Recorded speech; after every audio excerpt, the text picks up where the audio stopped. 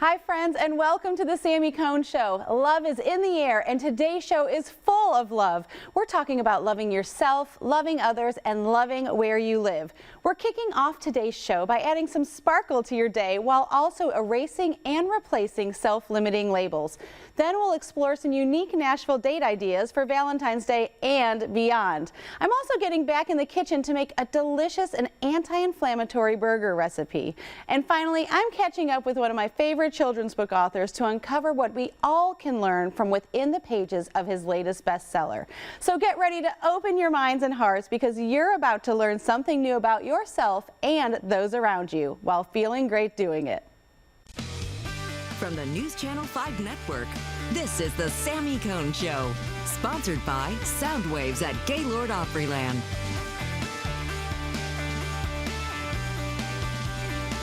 Loving others starts with understanding God's love for us and first applying it towards ourselves. Today's superstar guest, Diana Sumpter, is going to bring the sparkle and help us erase and replace those self-limiting labels that plague so many of us. Diana, you're here.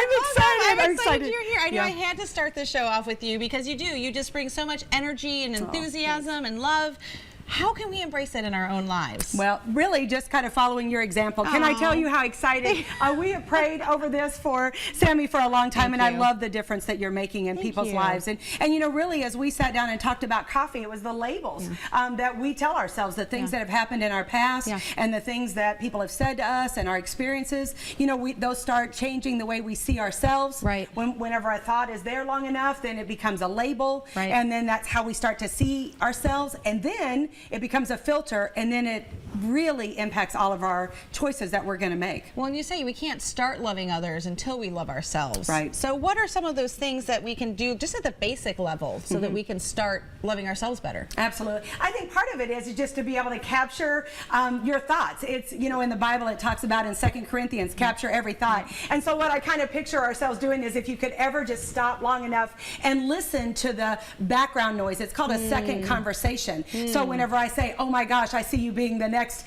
you know, I don't know if I can say other people's names, but like, you know, Oprah. And so I don't know if I can say it. I'm a guest. They can't kick me off. This is Oprah's first studio. Exactly. So well, there it is. That's where it starts. But like whenever I say that, so depending on what that second conversation in your head is, if you're like, yes, I can see that, then what you're going to do is you're going to attract all of that to you, and you're going to go do that. Versus if I say, oh my gosh, Sami, I see you as the next Oprah, and that second conversation, that label starts to kick in, and you're like, oh no, not me, that people don't know about me, then what you do is you push away the people, you push away the opportunities. So you have to really stop and listen to that second conversation, and then do what I call as an erase and a replace. Okay, yeah, because there are some really common labels, right? What are some of those common labels that we can erase and replace? One of the biggest ones right now, it drives me crazy, and that is, I'm so busy, I'm so overwhelmed. I'm just like, oh, I mean, like if you could put a big V on your chest and say, oh my gosh, I'm such a victim. I think, you know, to erase and replace that. I mean, so when you're feeling that way, I mean, just take a deep breath and say, wow,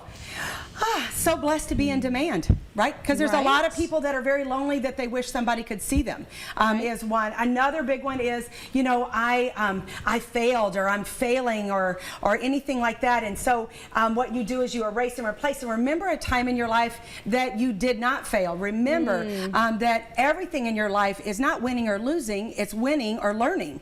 And so that if you're slowing down, it is because God is preparing you for more. And so that God is preparing you to be able to handle what's on the other side. So this lesson here is not... you've got 3 doors, that 3 choices we can make every morning, 3 doors we can walk through. Quickly tell us about those. Sure, and that's a great lead in. You're pretty good at this. You know, you're so good. I think you've done this before. So like we were talking about the second conversation, the land of the lazy. So every morning you get up, there's 3 doors. There's the land of the lazy, and those are the people that just hang around, and you know, they're always whining, they're always behind, all of those kinds of things. Most people, however, spend their time meandering in the maze of mediocrity. And this is where they just kind of, they're procrastinating, and a little cuter. A little cuter there. And I always just talk about, you know, procrastination is the poison to a peaceful life. And the more that you're around these people, see, that's what impacts your legacy. If you're choosing these 2 doors, that's who your kids and your family are. And let's get to that guy. And just so you know, on this one I wore once, and then I decided it's officially a prop.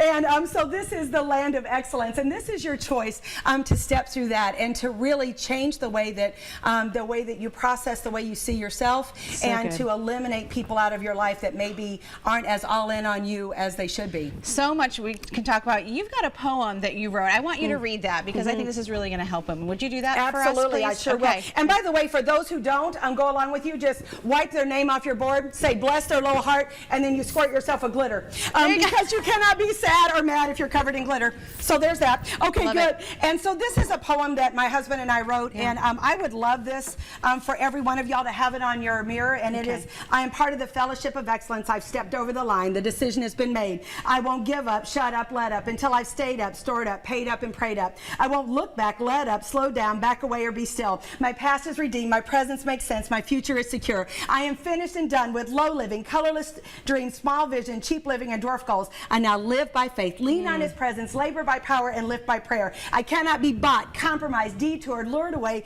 turned back, deluded, or delayed. I will not flinch in the face of sacrifice, hesitate in the presence of fear, negotiate the table of the enemy. I will no longer meander in the maze of mediocrity. From this day forward, when you see us, you will see women of excellence. Thank you for your time. I claim it. Yay! I love it. Okay, Yes. I know people are going to want to know where to get that. We'll go ahead and link that on the SamiConeShow.com. Yep. Your book, where can people find Step Out of the Box?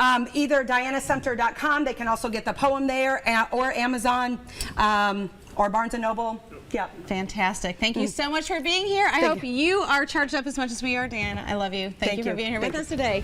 Thank you.